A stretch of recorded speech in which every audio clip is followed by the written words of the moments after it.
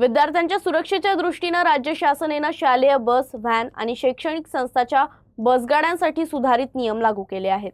CCTV, वाहन शोधन यंत्रणा, आपत्कालीन बटन, आसन पट्टे आणि महिला सहाय्यक यासारख्या सुविधा आता बंधनकारक करण्यात आल्या असून नियमांचे पालन न करणाऱ्या वाहनांचा परवाना निलंबित किंवा रद्द करण्याचा इशारा देण्यात आला आहे।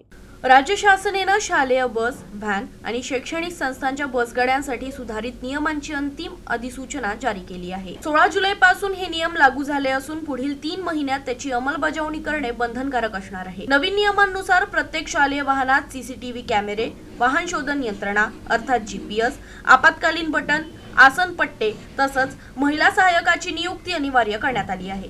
विद्यार्थ्यांच्या सुरक्षेसाठी या उपाययोजना करण्यात आल्या आहेत। याशिवाय प्रत्येक विद्यार्थी बसमध्ये कधी चढला आणि कधी उतरला याची दैनंदिन नोंद ठेवणे ही बंधनकारक करण्यात आलं आहे।